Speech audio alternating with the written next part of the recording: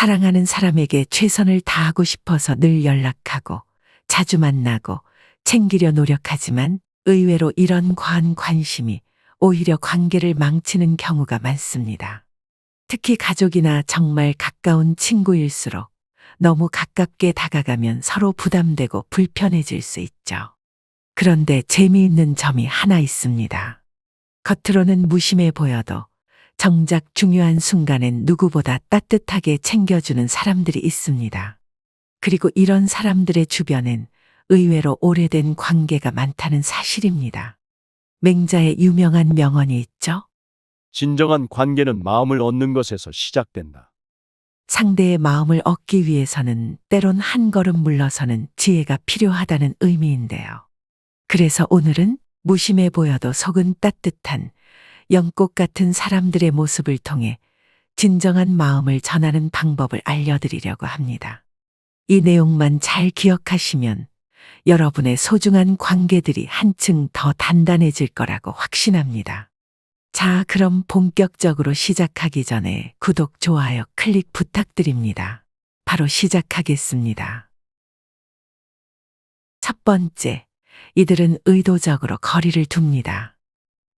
쇼펜하우어는 이런 말을 했습니다. 고슴도치들은 추운 겨울날 서로의 체온을 나누고 싶어 하지만 가시 때문에 적당한 거리를 유지해야만 한다. 이 말은 깊은 통찰을 담고 있습니다. 마치 우리가 TV를 볼 때처럼 너무 가까이서 보면 화면만 보이고 너무 멀리서 보면 잘 안 보이죠? 적당한 거리가 있어야 전체가 잘 보입니다. 사람 관계도 마찬가지입니다. 셰익스피어는 관용을, 대지를 촉촉하게 적시는 가랑비라고 했죠. 하지만 그 관용이 방임으로 변질되면 부드러운 비는 순식간에 모든 것을 쓸어가는 홍수가 됩니다. 사랑한다는 이유로 모든 것을 허용하는 것은 진정한 사랑이 아닙니다. 진정한 사랑은 때로는 엄격할 줄도 알아야 합니다. 얼마 전에 한 모임에서 만난 70대 어르신은 이렇게 말씀하시더라고요. 젊었을 때는 자식들 일일이 다 챙기고 매일 전화했어요. 자식을 향한 사랑이 넘쳐서 그랬죠. 그런데 얼마 전 큰아들이 이런 말을 하더군요. 아버지, 저희도 이제 어른이에요. 너무 자주 챙기시지 마시고 정말 중요한 일 있을 때만 연락 주세요. 처음엔 서운했지만 이제는 이해합니다. 일주일에 한 번만 통화해도 그 시간이 더 소중하게 느껴지더라고요. 이는 단순한 연락의 문제가 아니라 감정의 깊이와 관련된 문제입니다. 사람이나 물건에 너무 깊은 감정을 쏟아붓는 것은 위험할 수 있습니다. 그것이 좋은 감정이든 나쁜 감정이든 상관없습니다. 좋은 감정이라도 과하면 금세 실증으로 변할 수 있고 부정적 감정에 깊이 빠지면 그것이 우리를 갉아먹을 수 있기 때문입니다. 맛있는 음식도 매일 먹으면 질리고 좋아하는 노래도 반복해서 들으면 지루해지는 것처럼 관계도 마찬가지입니다. 특히 연인 관계를 보면 이런 현상이 잘 드러납니다. 처음 만난 연인들은 설렘이라는 감정에 깊이 빠져 하루라도 떨어져 있기 힘들어합니다. 마치 간이라도 빼줄 것처럼 서로에게 빠져드는 거죠.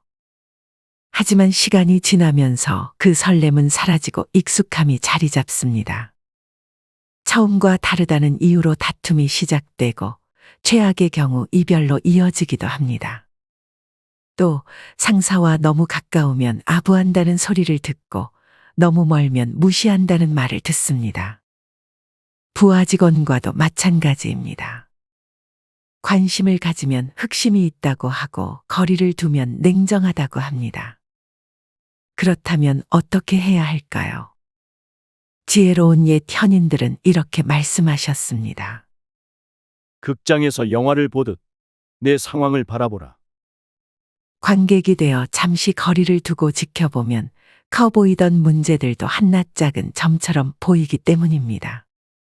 하지만 풍파를 겪으며 흥분하지 않는 것은 참으로 어렵습니다. 그럼 구체적으로 우리는 어떻게 해야 할까요? 첫째, 감정의 경계를 세우세요. 상대방의 기분이나 반응에 일희일비하지 마세요. 특히 부정적인 감정은 전염성이 강합니다. 옆 사람이 짜증을 내거나 가족이 우울해 한다고 해서 그 감정을 그대로 받아들일 필요는 없습니다. 당신의 기분이 그럴 수 있겠네요 라고 인정해 주되 그 감정을 내 것으로 만들진 마세요. 둘째, 대화의 경계를 지키세요. 모든 대화에 깊이 관여할 필요는 없습니다. 가끔은 글쎄요, 저는 잘 모르겠네요 라고 말하거나 그런 생각이실 수도 있겠네요 라며 한 발 물러서는 것도 좋습니다.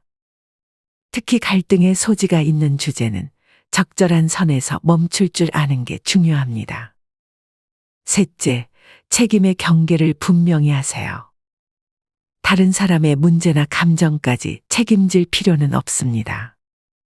자녀의 성적, 배우자의 기분, 동료의 실수 모두 그들 스스로 해결해야 할 몫입니다. 우리가 할 수 있는 건 지지와 응원뿐입니다. 마지막으로 공간의 경계도 필요합니다. 같은 집에 살더라도 각자의 공간을 존중하세요.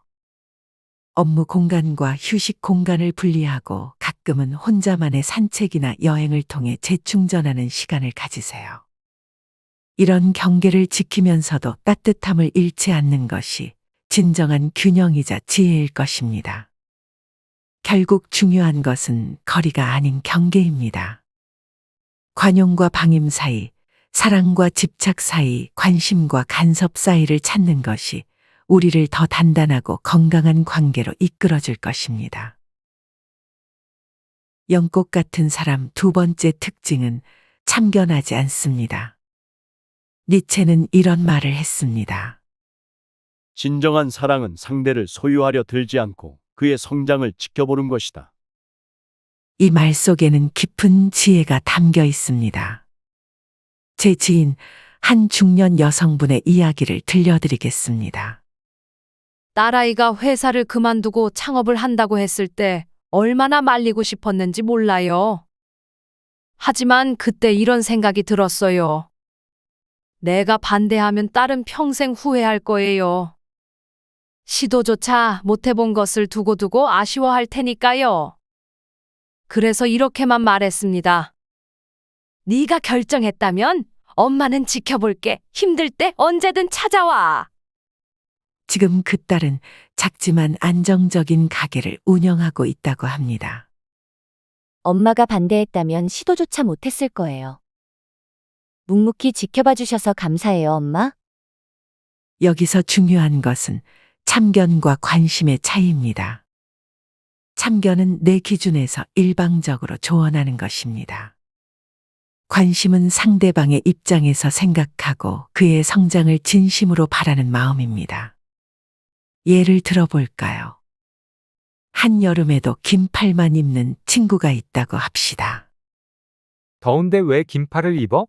라고 참견하는 대신 시원한 긴팔티 하나 선물했어. 마음에 들었으면 좋겠다. 라고 말하는 거죠. 어디서든 마찬가지입니다.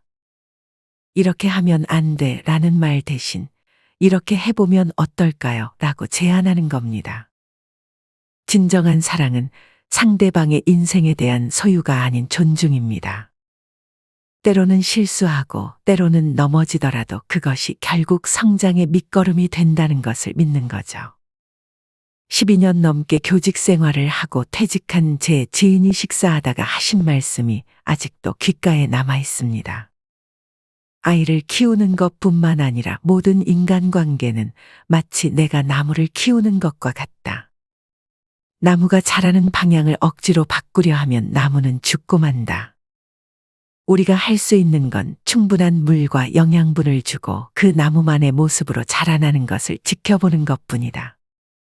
결국 중요한 것은 마음의 방향입니다. 내 기준과 욕심으로 상대를 바꾸려 하는 게 아니라 상대방의 선택을 존중하고 그 성장을 지켜보는 것, 그것이 진정한 사랑의 모습일 것입니다. 마지막 세 번째는 무조건적인 지지를 해줍니다. 책은담에 이런 구절이 있습니다. 겨울에 핀 매화 한 송이가 봄에 핀 천 송이 꽃보다 귀하다. 정말 힘들 때 보내는 한 번의 진심 어린 지지가 평소의 수많은 말보다 더 큰 힘이 됩니다. 어느 한 40대 중년 남성의 이야기를 들려드리겠습니다.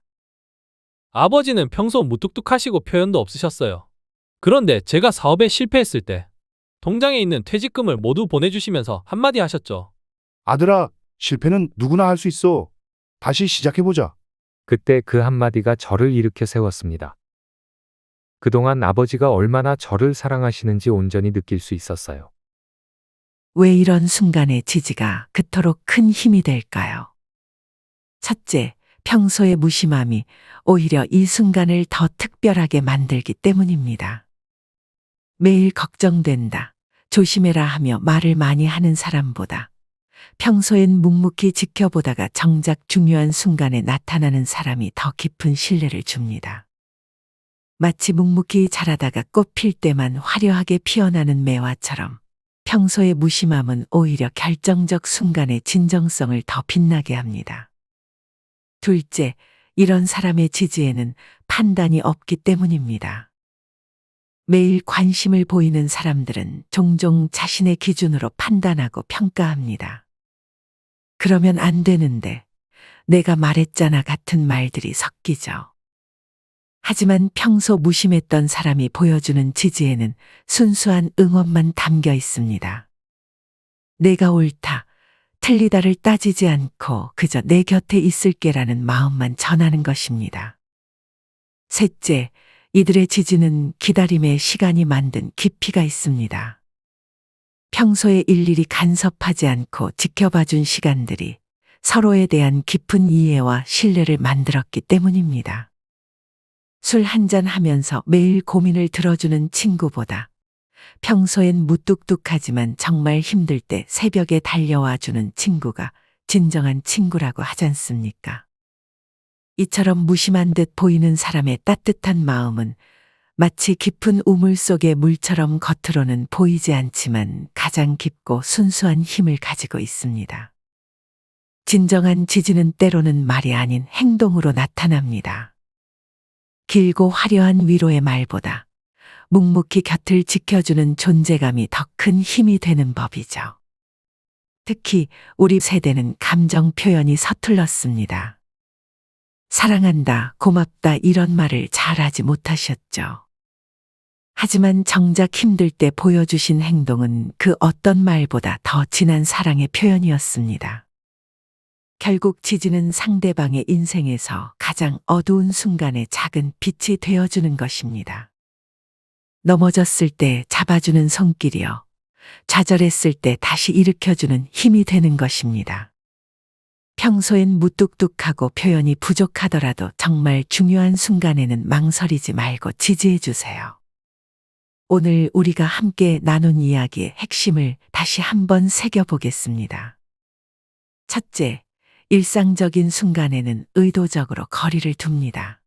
지구와 태양처럼 적절한 거리가 있어야 생명이 피어날 수 있습니다. 너무 가까우면 타버리고 너무 멀면 얼어버리죠. 관계도 마찬가지입니다. 적당한 거리는 서로를 위한 배려이자 관계를 더 깊게 만드는 지혜입니다. 둘째, 상대의 성장을 위해 참견하지 않습니다.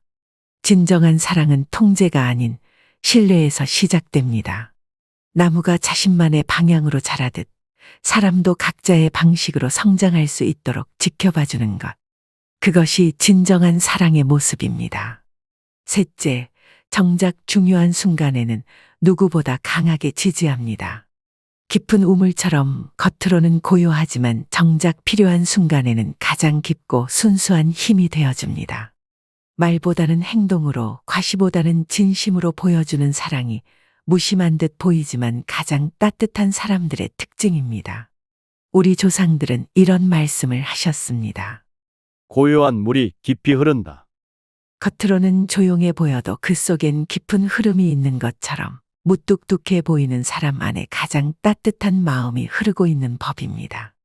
여러분의 주변에도 이런 분이 계시지 않나요? 평소엔 무심해 보이시지만 정작 힘들 때 가장 큰 힘이 되어주셨던 사람 말입니다.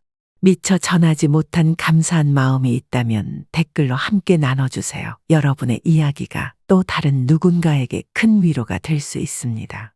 오늘도 여러분의 하루가 따뜻한 사랑으로 가득하시길 바랍니다. 구독과 좋아요로 응원해주시는 구독자분들에게 저도 더 좋은 콘텐츠로 보답하겠습니다. 감사합니다.